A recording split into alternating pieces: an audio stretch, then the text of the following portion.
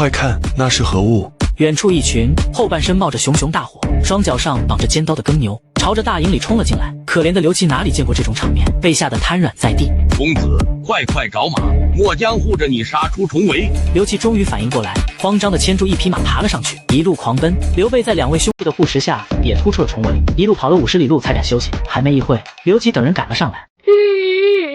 完了，全他妈完了！我如何向父亲交代啊？公子，皇叔，皇叔，败了，我们败了！曹军袭营，我2万大军如今只剩下不到3000了，我如何回荆州向父亲交代啊？公子，你没事便好，只要你活着，比什么都重要。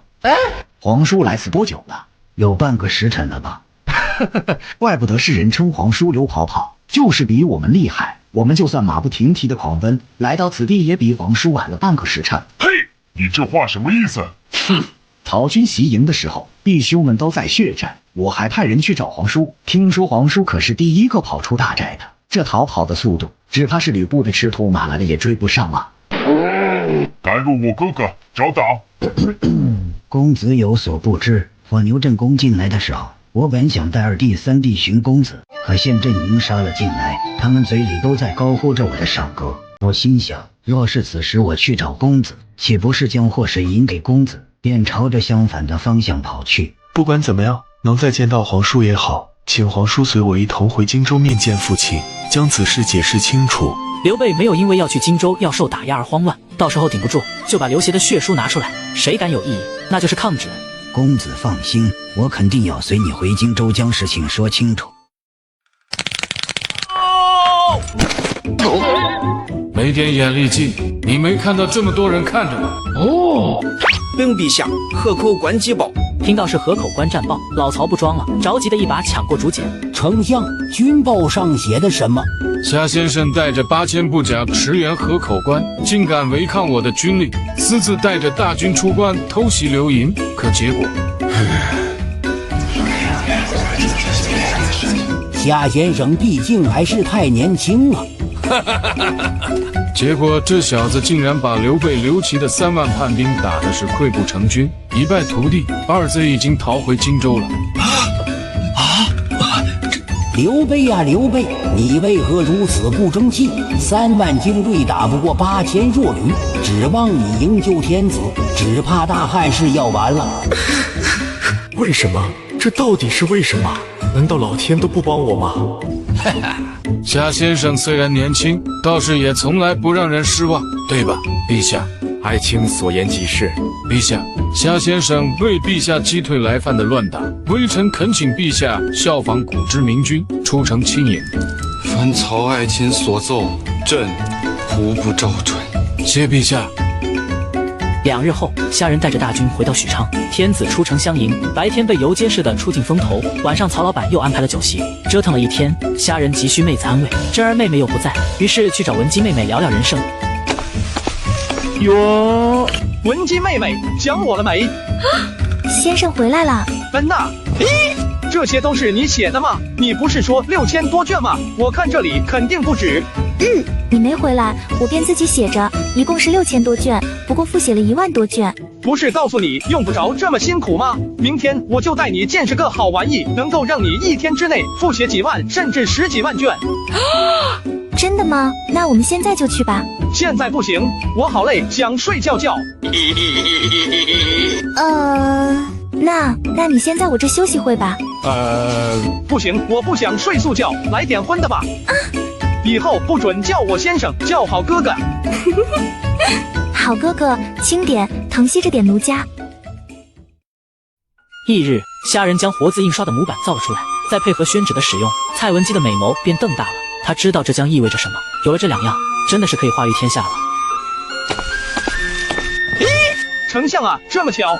巧吗？一夜风流了多少回，才能睡到这个时辰？呵呵。丞相雄才大略，这方面我可不敢跟丞相比呀。2人边走边聊，这时身后传来声响，只见一名巡防将军正带人追击3名手持强弩的布衣百姓。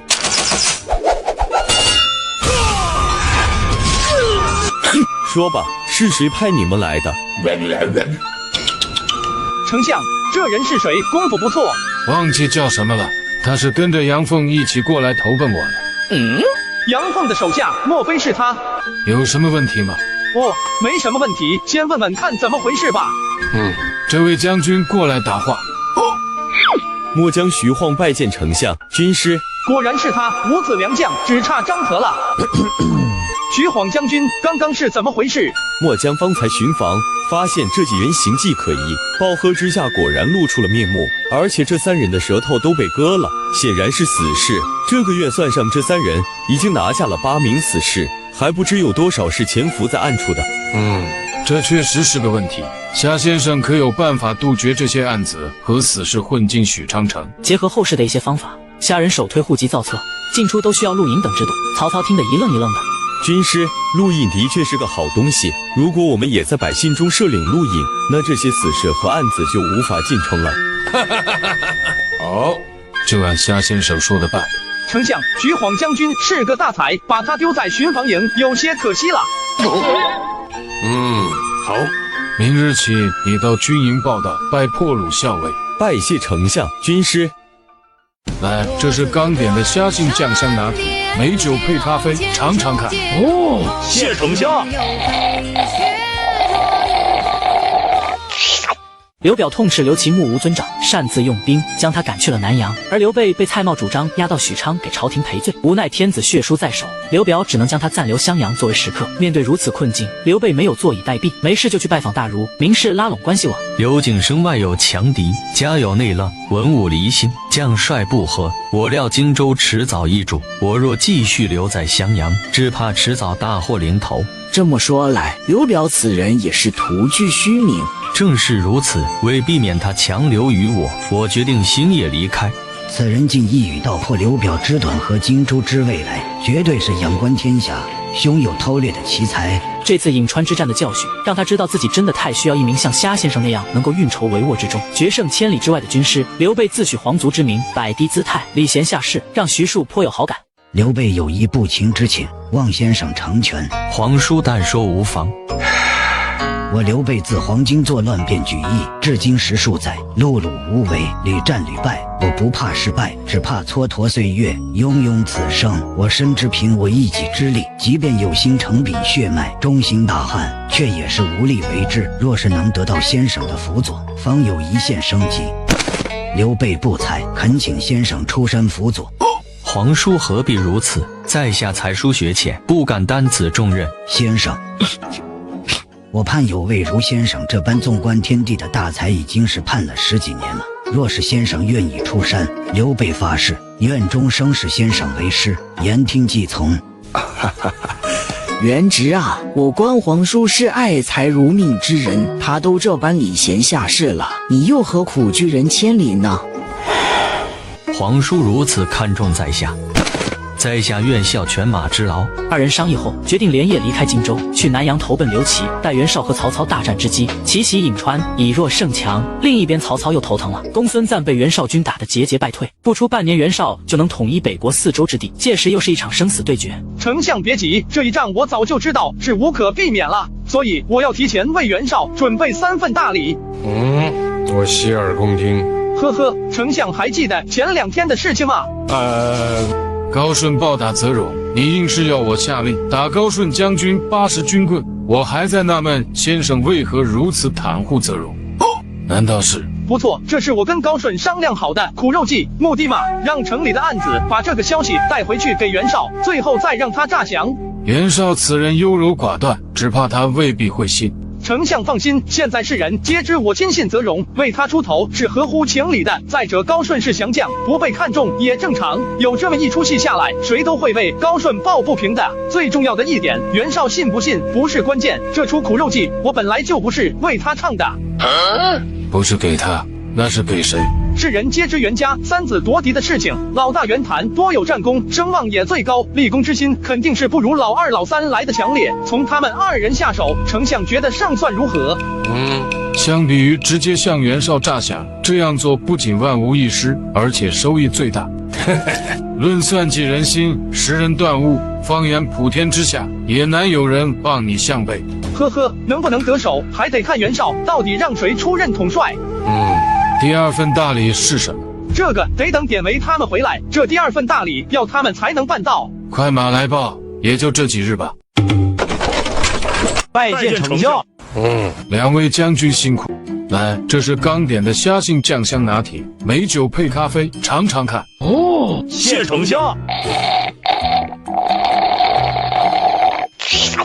这一趟咱可是追着吕布猛锤，太舒服了。随后二人又跟众人一一唠叨了起来。好一会过去，典韦才来到虾仁面前，贱兮兮的笑：“大哥，某给你带了礼物哟。”憨皮可以啊，还知道给我带礼物，这礼物大哥肯定喜欢，哈哈，赶紧拿出来吧。某给不了你，只能你自己去取。妈的！大哥别急，你听某说。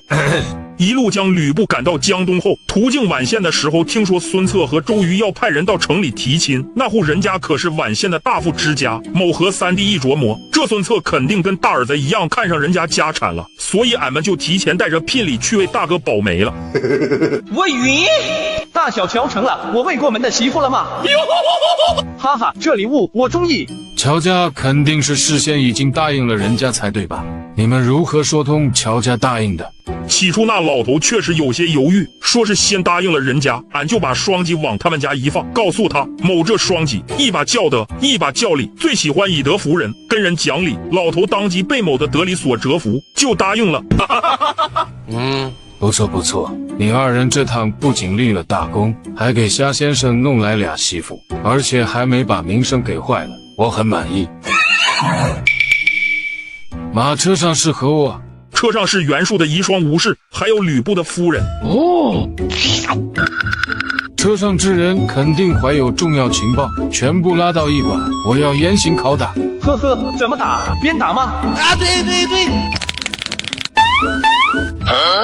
我的貂蝉在哪里？哎，丞相，你的貂不是缠在裤裆下吗？你在胡扯什么？不是这个，我问的是吕布的夫人貂蝉在哪里？貂蝉不知道，这个好像是叫什么严夫人吧？当时吕布推到淮南，俺们率兵追，冲破他的阵型后，就抓住了他。可惜了，不过这袁氏也是个美妇人，倒也不亏。好，办得不错，以后再办这种事一定要小心低调，不可让别人知道。好了。走吧，都进城，城里已经备好了庆功宴，今天大家可以放肆的喝。陶老板历来是言出必行，说要严刑拷打，当然不能过夜。庆功宴过后，他立刻差人去接袁术的遗孀吴氏过府，准备连夜用刑。不知夫人今宵愿与我同席共枕否？妾能侍奉将军，待三生有幸。好。丞相，什么事？禀丞相，方才军士接走吴夫人后，驿馆就出现了刺客，把严夫人给劫走了。那你还愣着干什么？还不速速封闭城呢？给我一家一户的搜，别再来打扰我。遵命。谁在那里？出来！哎，怎么是你啊？对对对，是我是我。你猜我会不会信你？诸葛瞎扯淡，是我吕灵启。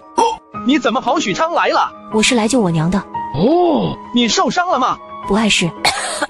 外面都是追兵，我们无处可去了，才……缘分这东西还真是妙不可言。呵呵，灵启，到这就算是到家了，快扶咱娘进屋歇着。昨夜真是谢谢诸葛郎君相救，若非有你帮忙，只怕奴家与灵启难逃劫难，奴家无以为报，只能……母女盖饭也不是不行。只能将灵启许配给公子了。哦，原来是这样啊！小郎君为何一脸失落？没有，我就是。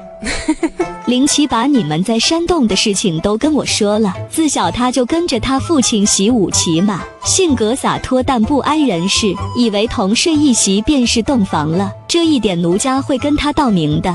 娘亲，灵启你醒了，好点了吗？诸葛瞎扯淡，谢谢你救了我们。都是一家人了，不用这么客气。大哥，这不是……憨皮还没看出来吗？大哥急糊了。哦，没想到大哥也有这癖好。哎，别乱说话，给你们介绍下，这位是……虾仁将发生的事情从头到尾告诉了两兄弟，而自己的身份也瞒不住了，索性一起告诉了母女二人。二女听完大为震惊，同时严夫人很开心，因为吕灵启找到一个能保护她的男人。放心吧，过一段时间吧，我自有办法将你二人送出去。丞相，北国急报，袁绍在幽州大败公孙瓒，15日内连下幽州5郡，收获俘虏4万众，粮草军械不计其数。连半年都坚持不到，真是个酒囊饭袋。公孙瓒啊，死了吗？援军破城，公孙瓒自刎归天了。公孙瓒一死，幽州剩下几个郡必然也会望风归降。即使袁绍一人坐拥青幽并济4个州，成为大汉天下最强盛的诸侯，下一个就该我跟他决战了。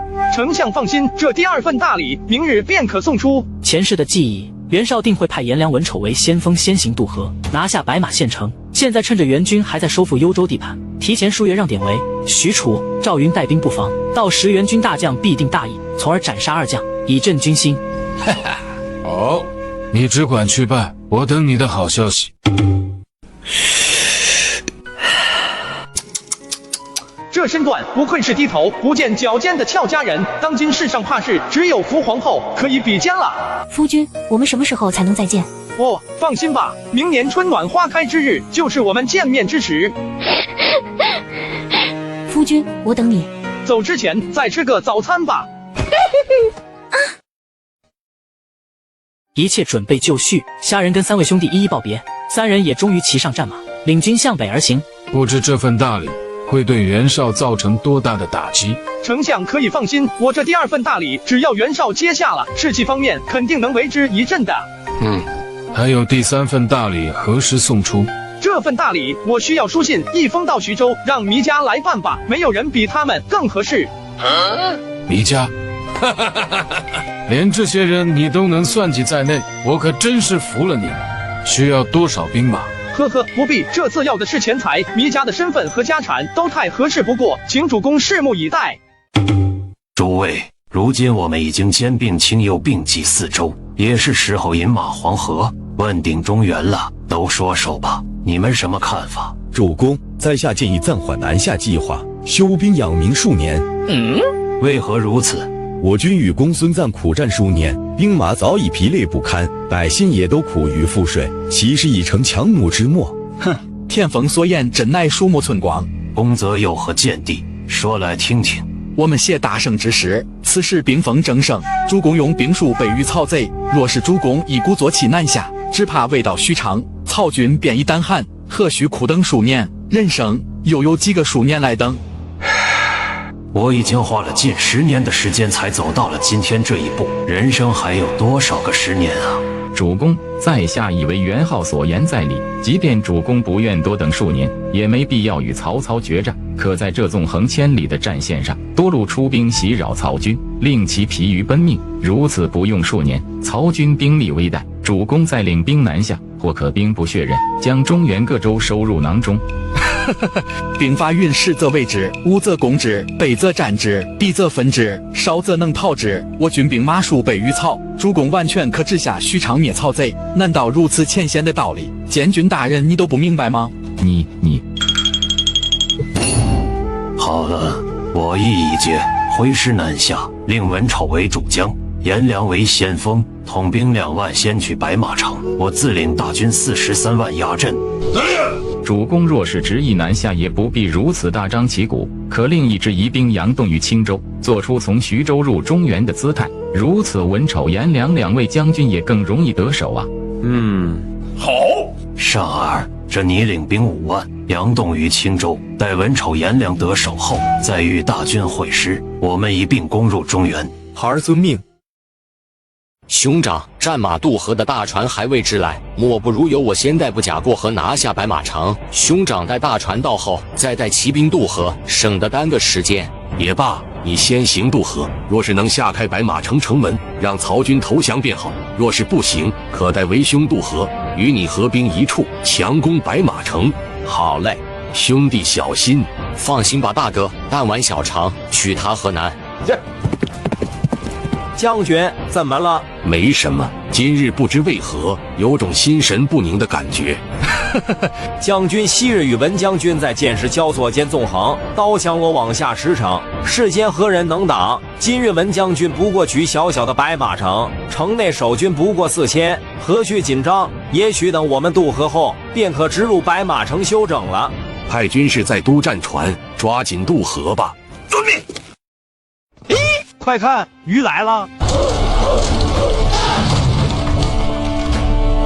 城关上的守备听着，我乃河北文丑，今奉大将军之命，特来取白马城。尔等速速开城，我可饶尔等不死，免得攻破城池，殃及无辜。怎么就来了一条鱼？大哥不会算错，另一条鱼肯定在路上。不管了，咱仨一起冲出去，直接把这小子给秒了。他不配。大哥说过，一定要把来人都逼在斗将上。我们现在不知道颜良到底来了没有，若是他来了，知道文丑是死在我们合击之下，一定会直接攻城。某去吧。好吧，我们3人中，也只有二哥你能用最快的速度击杀他。待文丑一死，我们立刻领兵出击。来将通明，我不斩无名鼠辈。嘿，典韦在此，小卡拉米休得猖狂。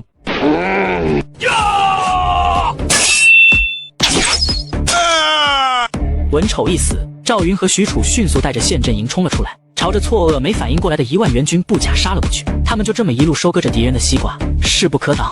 此时的黄河边，颜良的兵马才刚刚渡河。颜将军、文将军被典韦给嘎了。哼，不可能，我兄弟无人能敌，焉能被杀？说，到底发生何事？典韦为何会在白马城？是否有援军？快说！没有援军，小的也不知典韦为何在白马城。他出城与文将军相斗，战不到2个回合，那厮突然丢出2枚小戟，文将军一时无方救。听我军令，全军出击，杀向白马城。被报仇冲昏了头脑的颜良带着骑兵先行冲向白马城，一路上看到横七竖八躺在地上的援军尸体，他的心头更是怒火中烧。典韦，我乃冀州上将颜良，给我滚出城受死！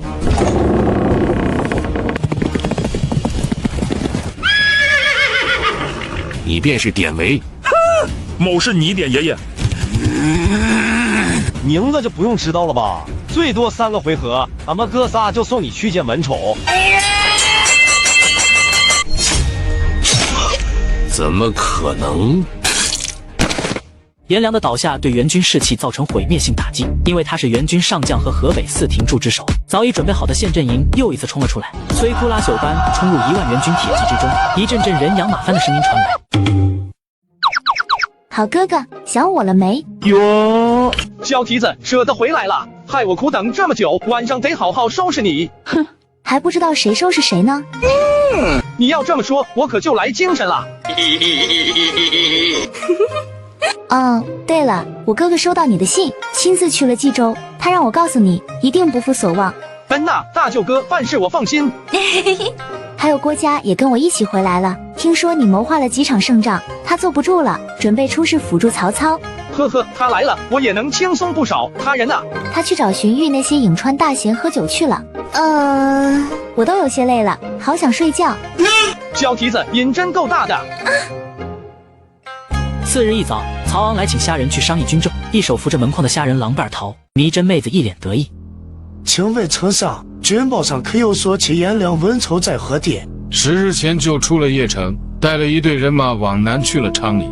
颜良、文丑是援军上将，袁绍每战必遣其2人为先锋，在下待定。青州只是佯动，他们的目标是渡河取白马城。有了白马城，援军就有了渡河的前沿地，待大军渡河，便可从关渡城去南下，与我军一决胜负。此人却有大才，跟夏先生想法不谋而合。夏先生这是怎么了？没事，昨晚腰扭了。夏先生还年轻，要懂得节制啊！老瓢虫还有脸教育我？你这脸色比我还差，昨夜也没少折腾吧？对，丞相，白马城急报，颜良、文丑率2万步骑渡过黄河，偷袭白马城，被典韦、许褚和赵云3位将军斩杀。斩将之后，白马城开城反攻，追杀敌军不下8000人。夏先生算无遗漏，战端未开就能连斩2名上将，这第一份大礼送得好。夏先生何以能在2个月前就判断出了援军的进军方向？呵呵，荆州虽可南下徐州，可那里河流纵横交错，后续的军械粮草补给会很麻烦。若是单纯从出兵的顺畅与粮草军械的补给考虑，我觉得没有任何一个地方能比官渡更合适。如果我是袁绍，我就一定从这里进军。夏先生善于战前谋划，料敌于先，我今天算是开眼了。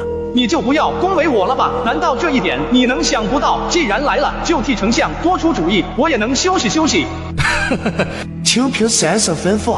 好，颜良、文丑乃袁绍的3军上将，屡建奇功，多少恶战是靠着他们打下的。2人一死，袁绍必然3军震动，这可远比赚上他几万兵马更重要。袁绍为什么急着南下？说到底就是想借着刚刚正面攻孙瓒，兵锋正盛的时候能所向披靡。但随着颜良、文丑的阵亡，这一切都将荡然无存了。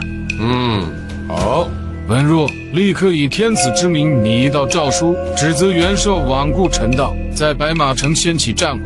我王师将帅被迫反击，斩杀颜良、文丑。诺。子孝传令下去，将3军集结至许昌，准备北上与袁绍决战。诺。各部回营，准备去吧。颜良、文丑阵亡，袁绍被气得须发倒竖，发誓要用曹操人头来祭奠。但田丰极力反对用兵，袁绍一气之下将田丰关入大牢，下令3军齐下白马城，并让陈琳写了一封讨贼檄文。许昌这头几乎是同时发兵，老曹也是梭哈了，所有能动的军队、能战的将军全部拉了出来。袁谭怎么会把营寨建在山林下？天气太热了，避暑吗？公子哥哪能吃得了这苦？不对，包原袭险处屯兵可是兵家大忌呀。此举到底是有意为之，想引诱我们去偷袭，还是说袁谭好大喜功，不知兵法呢？袁谭或许不知，但袁绍既然能让他统帅一支兵马驻外，身边肯定跟有谋士，此事肯定有诈。若是真有埋伏，只能在此地。子龙可曾探查过此山？此山名为雁落山，山势较大，林叶茂密，藏数万人也可不留任何痕迹。可惜了袁谭唱这么一出戏，我们也没办法捧场。丞相不可惜，既然人家如此有诚意，我们冒点山也该陪他唱下去。奉孝何意？实者虚之，虚者实之，先虚后实，可善其不全。我就回你说话能不能别知乎者也的，烦不烦？天生郭奉孝，豪杰冠群英，厉害啊！呵呵，奉孝的意思是遣一支轻装骑兵佯攻援军大营，待雁落山的伏兵杀出，立刻便逃离。援军得手后，肯定不会再回雁落山埋伏，我们便可派出第2支奇袭的骑兵，这第2支骑兵才是真正偷袭的部曲。在下附以奉孝之策。好，便按奉孝所计安排吧。公子，主公只是令我等安营即可，之后便要配合大营行动。可你如今不仅把营寨立于山林之下，还将2万骑兵引至此处，主公却一无所知。一旦有警，你如何向主公交代啊？我说监军大人，主公说的是让公子死劲动。再说我们埋伏在这里，用大营吊曹操，你告诉我曹军如何可破？别说曹军了，即便是你已经知道了全盘计划，你告诉我如何破局？沮授被问得一时语塞，他还真不知道怎么去反过来破局。先生，此局堪称天局，曹贼就是多长几个脑袋也想不透的。我现在就希望曹贼今夜能亲自前来袭营。公子，两军对垒最急急躁，我们呐要平心静气，慢慢蚕食曹军，方为正途。先生说的是，有先生在，我便有信心。就在2人惺惺相惜的时候，一阵喊杀声传来，援军2万铁骑如同山洪爆发一般从山林里冲了出来。不好，中埋伏了，快撤！曹军向4面8方逃窜，援军似乎也早有预料，他们中不少弓骑兵将靠得近的曹军骑兵一一射翻。此战曹军损失1500余人。点烟过后，袁谭就志得意满地带着大军撤回了山林大寨。即刻主快马报答应，公子与严禁射击，又使曹军来袭，8000曹军趁夜投营，公子亲领大军一路追杀，杀敌3000，重创曹军精锐。遵命。先生，这一杯我要敬你。好，公子今夜不醉不归。庆功宴上大家忘情的狂饮，殊不知危险即将来临。酒过3巡，菜过5味，曹军也已经部署完毕，众人按照分配的兵马，人手拿着火油坛子，不断将火油坛子扔在寨墙上，火势蔓延。同时，3000龙香营包围了援营大寨，倒火油并点燃，火箭射入营寨内部，引发大火。怎么回事？公子，不好了，曹军来袭，我们的外围营寨已经起火了。哼，曹军无知，若是趁势杀进大营，我们必败。现在，公子大可率军杀出。兄弟们，随我出战。公子不好了，曹军在营寨外将树林点燃，封住火势，已经蔓延开了。我们赶紧冲出去吧，再晚可就来不及了。狡诈的曹贼，快！公子，我们赶紧冲出去吧！四面大火，滚滚浓烟之下，袁谭带着万余人马朝着北门冲出，也不知道死了多少人才冲出火海。曹营5大猛将带着虎贲营、龙香营已经在外围等候。袁谭知道没有别的选择，这个时候只能硬着头皮往前冲。弟兄们，只要回到了延津大寨，我们就安全了。快，冲过去！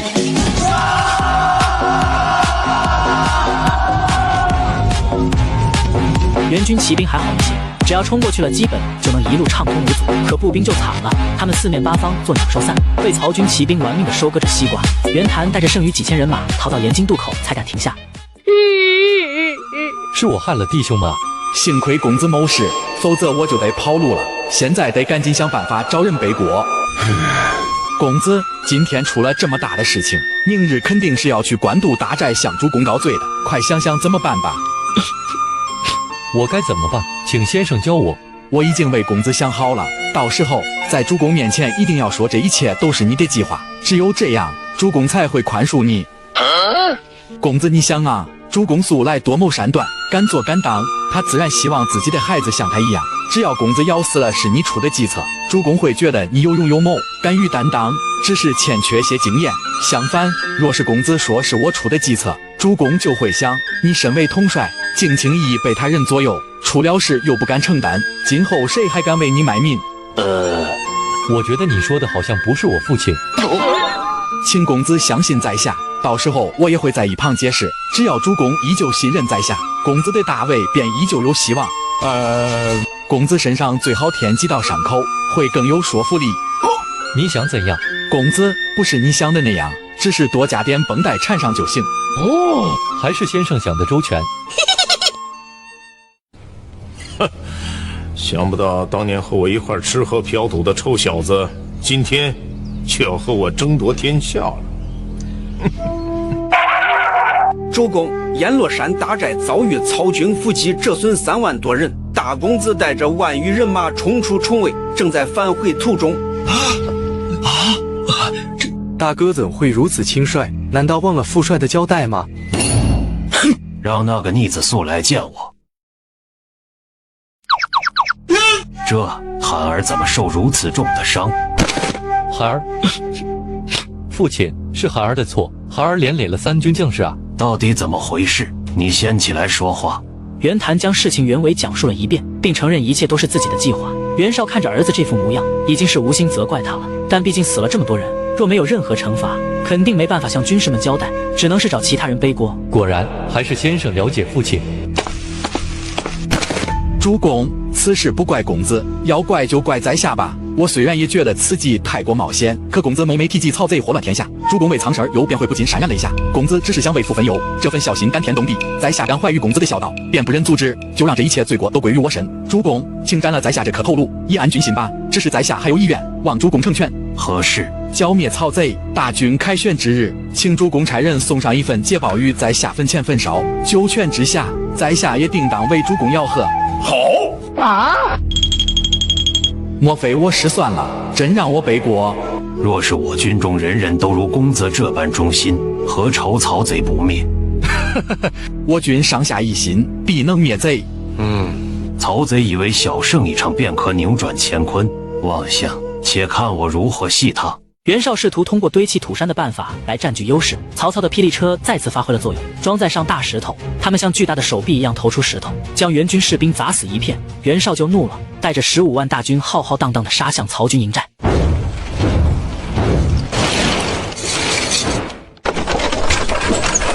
曹阿满出来搭话。本初兄，朝廷拜你为大将军，领冀州牧，是希望你领兵在外，为朝廷肃清乱党。如今为何兴兵犯上？哼，曹贼，你托名汉相，实为汉贼。你将天子置于掌中，独揽朝政，致使礼崩乐坏，纲常崩塌，四海生乱。天下之人无不想大耳肉，擒入皮。我袁家43公，保持汉禄，世受皇恩，安能不为国除奸？丞相，让我来戏耍他。泽荣，拿出你河口关的风采来。丞相，先生，你们就放心吧。袁本初，你可识得我是何人？我吕氏公侯，岂能识得住贼篡逆的叛党？你听好了，我乃陛下亲封九卿大鸿胪夏先生座下弟子左荣。哦，他就是那位用3寸肉舌头埋怨刘备的左荣。我有一言，三军静听。是有庸碌之人，称当今丞相为国贼，挟天子令诸侯。我说不是，是天子挟曹操令天下。董卓死后，陛下在长安饱受礼却过4欺凌，天子蒙羞，天下诸侯却置若罔闻。是谁冒着生命危险将陛下从狼窝中救出？袁术篡汉自立，令日月无光，百姓叫苦。那些自诩汉室栋梁的诸侯们无动于衷。是谁剿灭巨贼，匡扶汉室？兖、豫、徐、杨4州饱受战乱之苦，民间一子而食。是谁让他们吃饱穿暖，令百姓安居乐业，江山海晏和清？是他曹孟德，当今丞相，天子必保。试想，若无曹丞相，天下会有多少人称王称帝？大汉国祚也将成为历史。丞相真乃千古第一忠臣呐！我竟不知我有如此伟大。大汉有国贼吗？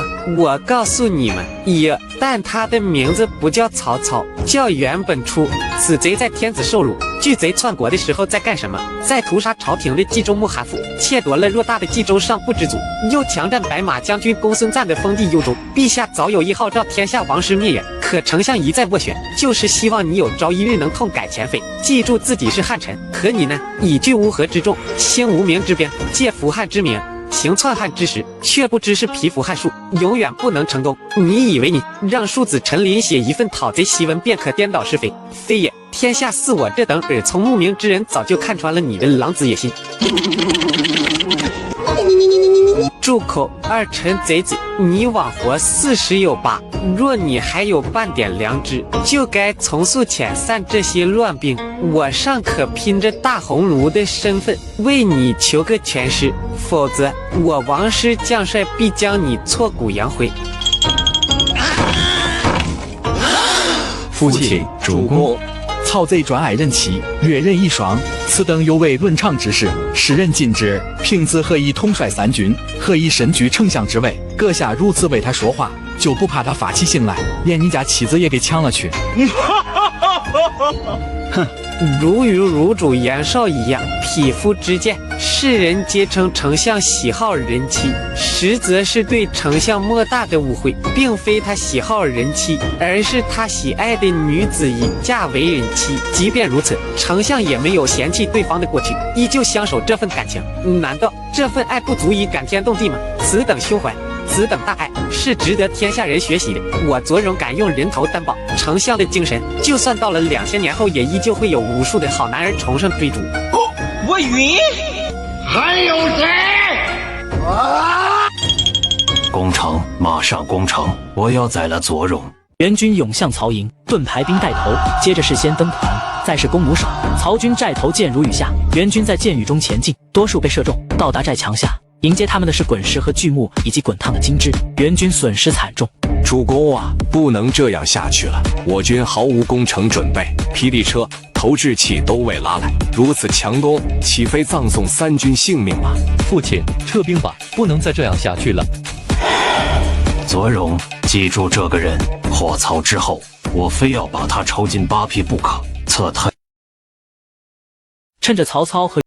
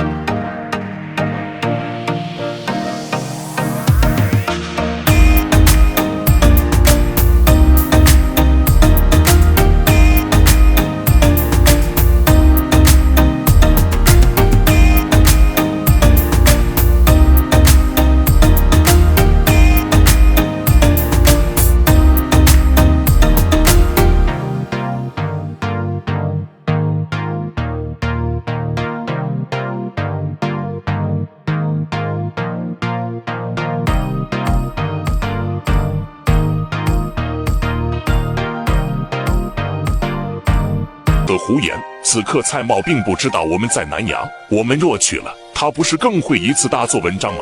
那到底是谁可以带我进城？当今天子。对了，我怎么没想到？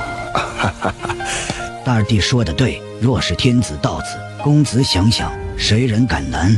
啊，对对对！多谢皇叔和关将军提醒，那便按军师的谋略动手吧。2日后，荆州军先劫了许昌护粮队的军粮，曹仁和夏侯渊率兵救援。等二人赶到时，关羽、张飞趁势杀出，截断后路。二人心知中计，只能率残部撤往三西关。入夜后，关羽、张飞带着500多名荆州军的骑兵换上了曹军铠甲，打着曹仁和夏侯渊的将旗，骗开鲁阳城门，夺下关隘。先生，刘备起兵20余年，屡战屡败，从来没有过像今天这样的大胜，而且战胜的是曹军主将。先生，你不但带给了我胜利，更带给了我信心。除曹贼，兴汉室，主公。其实，俺张飞从来没有像今天这么痛快过。曹军的出入与先生所料，分毫不差，就是可惜没能宰了曹仁和夏侯渊这2个家伙。曹贼不是自诩下人是天纵奇才吗？依我看，军师才是真大贤，他下人在军师的面前就是插标卖首的鼠辈。不能这样说，我观虾仁用兵诛心，是以真正千古罕见的奇才。倘若真有机会与他斗智，我并无必胜把握。先生这是在鞭挞我们，让我们在任何时候都不要轻敌傲慢。军师，依您估计我们多久能救回陛下？曹仁和夏侯渊虽然逃去了三西关，不过他们的兵马不多，若是要赶在曹操没反应过来前救回天子，最好的办法就是强攻。连先生都这么说了，那便休整一夜，明日就攻关吧。丞相，刘备带荆州军偷袭鲁阳，曹仁将军和夏侯将军已退守三西关，如今正在血战待援。狂贼，胆大包天！呸！小垃圾，就会玩阴的。丞相，给某3仙惊喜，某去砸了他的脑袋。丞相，鲁阳有曹仁和夏侯渊的8000守军，刘备他们是怎么攻下来的？曹仁在信上说，刘备新拜了个军师叫徐庶，很可能与此人有关。哦，居然是他！你认识此人？他叫徐元泽，也是颍川人，祖籍颍寨，早年因为仗义杀人，之后为了不连累他母亲，便化名为善福有力，四方避难。没想到竟然成为了刘备的军师。他的才华比你如何？我自认为能胜他一筹，但刘备有他辅佐，曹仁和夏侯渊救了鲁阳也在情理之中。刘备过去只有张飞、关羽等武将，现在又添了个军师，岂不是要龙生双翼了吗？看来不能只派兵马，你们谁有办法对付徐庶？丞相，属下有一计。奉孝不是说徐庶为了不连累老母而换名游历吗？可见他是知孝之人，派人去把他老娘给绑了，用以诱骗他到我军阵营，到时候收拾刘备就容易多了。卧槽，这种阴毒的办法，如果不是因为自己了解《三国演义》，是根本不敢想，也只有贾诩这种毒士能想得出来。不过要想减少损失，这个办法是最稳妥的。老阴货，够毒！憨皮，吃你的腰子！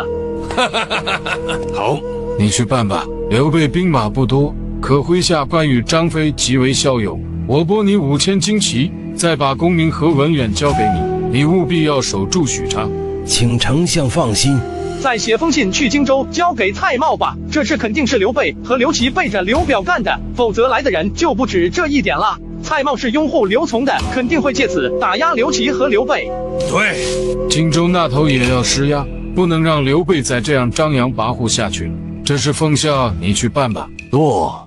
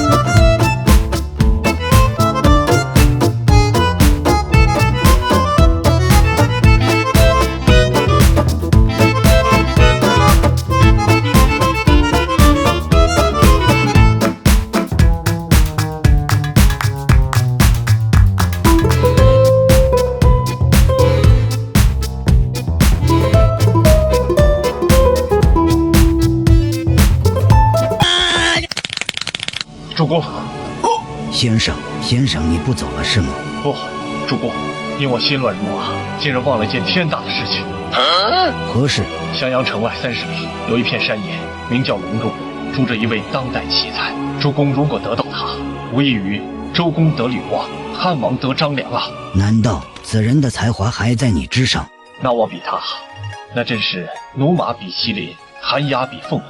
此人有惊天伟地之才，堪称天下第一人。哦，此话当真？千真万确。此人姓诸葛，字孔明，因为住于卧龙岗上，所以又号卧龙先生。多年来，他身边的师朋们纷纷各寻其主，唯有孔明独居山野，栖身草木，巍然不动啊。他为何这样？我也曾问过孔明，你因何如此？孔明笑道：曹操、袁绍、公孙瓒之流不配做他的主公。我再问他，那么天下谁配做你的主公？孔明叹道：只怕没有啊。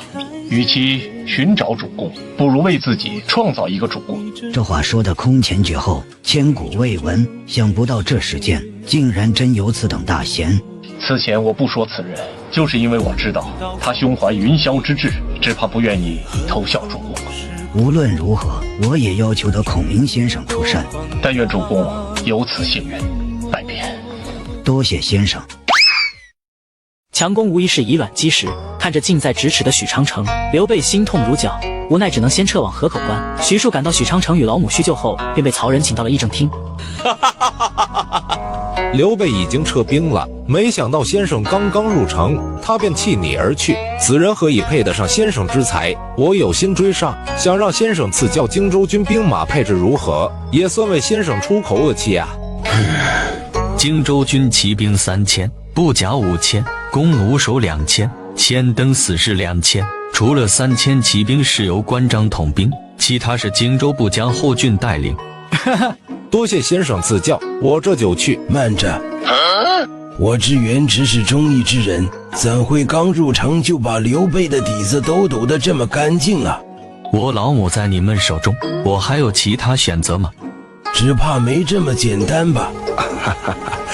如我所料不错，刘备是见攻城无望，先加一退兵，又是我军追击，他好办到伏击，只要把我们这几千人都给收拾了，许昌还不是唾手可得，元直也可顺势再回到他的麾下。没想到曹操麾下除了那虾人，还有这等高人，且意这都是天意。主公，在下是难住你了。算了，我看元直是不愿多说，还是请回驿馆吧。我尼玛，滚出去！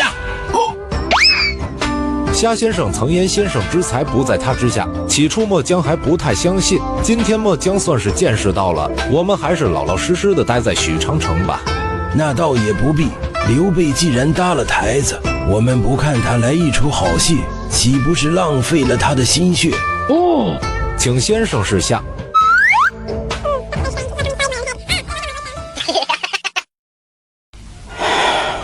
公子，难道你真的甘心长驱数百里却无功而返？皇叔何意？请公子示下，我们都撤走了，曹军接下来会怎么办？当然是陆续收复这些关隘。如何收复？当然是从官渡赶来的援军先陆续收复，再交与曹仁他们的败兵驻防。哦，我误了，大哥这是想让那些不假和先登死士做出一副已经撤军的样子。其实精锐骑兵还埋伏在河口关，等曹军来收复的时候，便可伏击他们。冒气，大哥，此计甚妙。二哥不说，俺都没想到，原来大哥想得这么深远。这样一来，俺们就可以救回陛下和军师了呀。陛下苦盼我等救援，如大汉望甘霖，我们怎能让陛下失望？皇叔，此举是不是太过危险了？毕竟我军骑兵的战力可不如曹军啊，我们不知道他们到底有多少人，万一来人太多。公子可以放心，凭我手中青龙偃月刀，三弟手中丈八蛇矛，曹营鼠辈一出现，我们便可在乱军之中取了他们上将首级，到时大军必乱，乱则必败。3日内，曹军必来人收复河口关，3日不来，我们便撤，如何？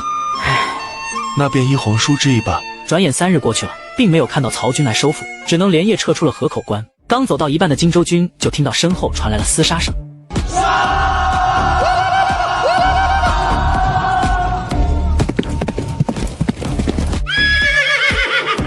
大哥快撤，我们中埋伏了。刘琦看着眼前的一幕，这一次没有丝毫慌乱，反而出奇的冷静。皇叔果然没有让我失望。天意助曹不助刘啊！汉贼不两立，我刘备只要一息尚存，就誓与曹操为敌。文和没让我失望，办得好，不仅解了许昌之围，还反追荆州军，斩敌不下3000。丞相，文远他们什么时候回来？已经在来官渡的路上了。放心吧，没有文远带走的5000骑兵，明晚袁尚若来袭，一样不会有压力。好，燕军大营有足8万大军，若是把这8万人都吃下，援军士气必然就此崩塌。对了，伯平，大济士战力不俗，你得领着县阵营攻破大济士的阵脚。记住，必须生擒主将张合，有了他，我有绝对的把握将袁绍逼入绝境。先生放心。哎呀，还是你说的对啊！刘备此人，一旦得到了高明谋士辅佐，必成我的大患。不过这次文和把徐庶给抢了过来，就算不能为我所用，他刘备也不会再有任何谋士辅佐，不足为虑。徐庶出现了，而且还是因为老母来到曹营。按照三国原著，刘备很快就会去找诸葛亮。若是让诸葛亮出山辅佐刘备，胜负谁也不敢说，但事情肯定会变得很麻烦。夏先生，你在想什么？哦，丞相在荆州应该也有安排案子和死事吧？有一些，但不多。有什么需要让他们去办的呢？请丞相让人联络荆州的案子和死事，替我嘎一个人。什么人？此人住在南阳隆中的卧龙岗上，名叫诸葛亮，年龄应该与我一般大小。你与他有仇？老曹啊老曹，我要是告诉你嘎了此人，可保你提前20年统一天下，你信是不信？算是吧。虽然我不知你与他有何恩怨，但你开口，那就送他上路吧。I don't ever slow up, no I don't take shit. I got no love for the fakeness. If you wanna play tough and wanna hate this, I'll always show up.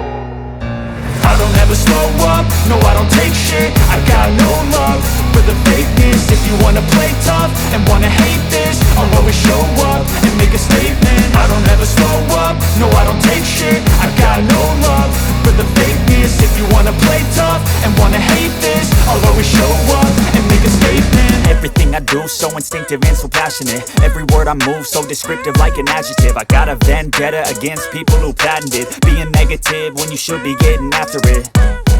I got facts over tracks, this and that. Spitting slow, spitting fast. I could roast, I could gas. Think I'm okay at last, but I don't know if that can erase all the past. And the pettiness, a reflection of the emptiness. Hilarious, you think you're worth my time, you're delirious. Mysterious, because you hide behind a fake exterior. Inferior, you know I'll always be a bit superior. Get off of me, this ain't no humble brag. I want you to hear words, you can say them back. I want you to feel free from the chains at last, and to believe in what you got, it was built to last, yeah. Now that I've been put through hell, I never got anyone's help. I had to do it all myself. I don't ever slow up, no I don't take shit. I got no love for the fakeness. If you wanna play tough and wanna hate this, I'll always show up and make a statement. I don't ever slow up, no I don't take shit. I got no love for the fakeness. If you wanna play tough and wanna hate this, I'll always show up and make a statement. Gonna learn the consequence of being incompetent. Mental health is confidence, dreams and some modestness. I'm not here to save the day, that's for you to take away. I could play a million mind games, but instead I say something not illogical, something that is topical. Rub it on and watch it go, make yourself unstoppable. Dreams are irresponsible, but they're always possible. If you just believe, you could be so remarkable. Thoughts in my head, a collage and they spread. I'll be great one day, going off of my meds. No, I'm not giving up, no, I'm not giving in. I will make it to the top, taking off in the wind. I gotta make it, I'm saving every day to taste it. I'm patient, but my mind, it can hardly take it. I'm chasing a dream that I've had for several ages. A vacant, modern kingdom for the taking. Now that I've been put through hell, I never got anyone's help. I had to do it all myself. I don't ever slow up, no I don't take shit. I got no love for the fakeness. If you wanna play tough and wanna hate this, I'll always show up and make a statement. I don't ever slow up, no I don't take shit. I got no love for the fakeness. If you wanna play tough and wanna hate this, I'll always show up and make a statement. I don't ever slow up, no I don't take shit. I got no love for the fakeness. If you wanna play tough and wanna hate this, I'll always show up.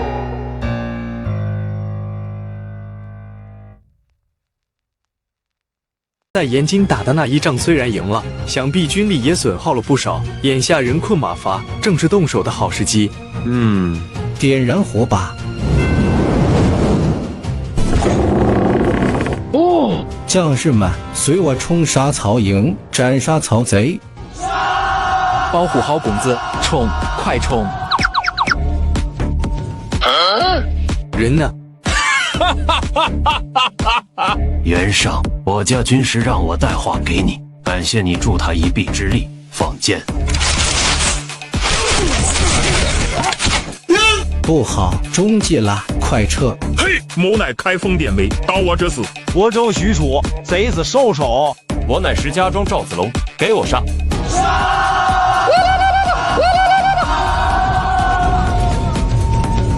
该死，又中计了，公子大意了呀！溜了。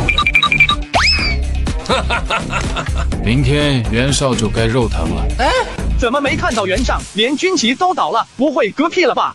你一再强调放他离开，将士们应该不会嘎他，除非他命不好。公子可知我为什么要放他离开？他是袁绍最宠溺的儿子，先生担心他一死，袁绍会失去理智，强攻我军。目前我们更愿意看到的是继续对峙下去，找机会赚取援军，同时先生的第3份大礼也能真正起到作用。呵呵，不错，这只是其一。其二，袁绍是百足大虫，要铲除他，绝非一朝一夕能办到。若是袁军败而不亡，留着袁尚，便可以让他们几兄弟为了争权而陷入内斗，我们也可坐收渔人之利。我没 K， 我没 K， 我没 K， 我没 K， 我没 K， 我也没有啊。将军勿怪，这是我这3位兄弟对你的一种欢迎仪式。成王败寇，不必多言，给我个痛快吧。呵呵，将军是忠义之人，我不忍嘎你，今天来就是放你离开的。大哥既爱张将军之才，为何还要对他痛下杀手？四弟你怎么说话呢？大哥敬俊义为人，今天生前也不顾众人反对放他回援营，怎么就痛下杀手了？大伯，袁绍是什么人？优柔寡断之主，反复无常小人。此时俊义将军回去，袁绍一定会想，将军肯定是归降了曹操，回来做内应，否则曹操怎会将对方的上将无端释放呢？甚至他还会猜忌昨夜的大败会不会是因俊义将军导致。袁绍确实多疑，但应该不会不相信将军的忠义吧？退一万步说，就算袁绍信他，可其他人会信吗？我听说郭图素来谄媚，申恩陷害知道俊义将军不回援营，他正好将昨夜的责任都推到他的头上，可想而知，如果俊义将军回去，还能有命吗？大哥，草率了。对，子龙说的对，这一层确实是我忽略了。丞相也是深爱俊义将军之才，劝你归降，怕你不答应，反而伤了感情，无奈之下只能放将军回去。现在看来确实草率了。俊义将军身为河北豪杰，早将生死置之度外，此不惧，可惧的是死的不值得。眼下你回营不过是自取其辱，不如弃暗投明，归降丞相，此举上报天恩，为国尽忠，下立功勋，展一身抱负。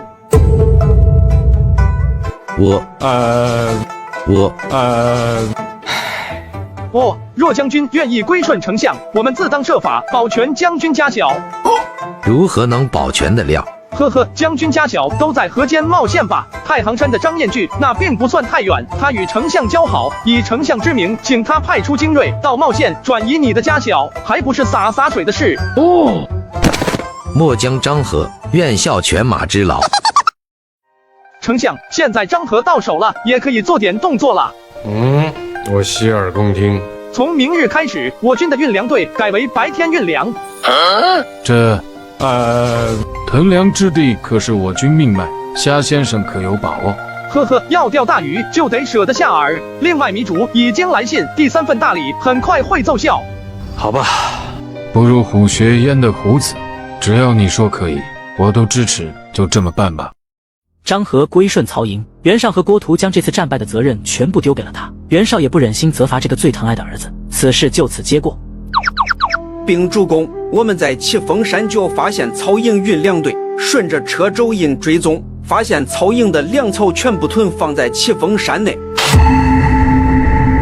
父帅，粮草乃3军命脉之所在，只要我们一把火烧了曹操的粮草，曹军必败。孩儿请命，请父帅拨孩儿5000铁骑，夜袭齐峰山。若不胜，孩儿甘当军法。主公，末将也愿随二公子前往，不仅要烧了曹军粮草，也要为我军将士报仇。主公，在下以为齐峰山是曹贼抛出来的诱饵。近日我军接连挫败，士气低迷，曹军竟然堂而皇之的在白天运粮，这不是明显故意暴露在我们的眼皮底下，引诱我军前去偷袭吗？曹操先是诈降，又用粮草为诱饵，其实已经在齐峰山埋伏了重兵，我岂能不知？子远，你说说看。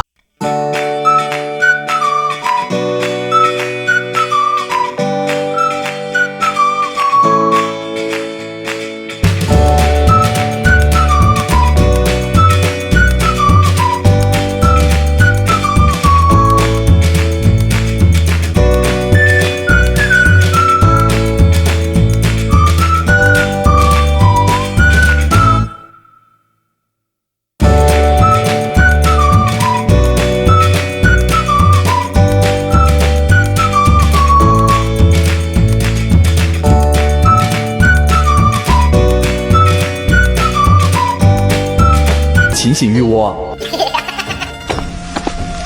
主公，徐攸，你北逐通敌，欲陷害三军，主公险些就要被你害死了。郭图，你这是什么意思？哼，我问你，你是否接受了徐州糜家的钱财？确有此事。主公一统北国4州后，糜家家主糜竺确实到我府上送了我些钱财，他是希望主公南下之后让我代为引荐，仅此而已啊。你承认了就好。糜竺的亲妹妹糜珍就是那下人的小妾，你敢私下接纳她的贿赂，还敢说木有通曹啊？主公，我发誓，我确实收了糜竺的钱，可在下真的不知道他与虾仁有这层关系。糜竺只是担心甄家与主公关系太亲近，他来求我，就是希望也能有机会为主公效力，请主公明察呀。袁绍听着许攸的话，似乎也没有什么矛盾的地方，确实不能排除糜家有两头押宝的嫌疑。话都让你许攸说了，是真是假，无人得知。主公，您想想，这么些年来，在下一直忠心耿耿，怎么可能在您如日中天的时候背叛您啊？此事暂且记下，待我破曹，取下各州自会查实此事。如若属实，许攸你百死莫赎，滚出去！谢主公。主公，其实在下白天的时候就想说了，事后好不容易探查到了曹军屯粮之地，本是破曹的绝佳机会啊！想必此时许攸也已经把这件事通报给曹操了，他必定已经设防，可惜了。公则委屈了，不过也多亏你发现了此事，否则真要是分兵，兴许就中了曹贼的奸计。在下不委屈，只要主公信任在下，在下定会助主公破曹。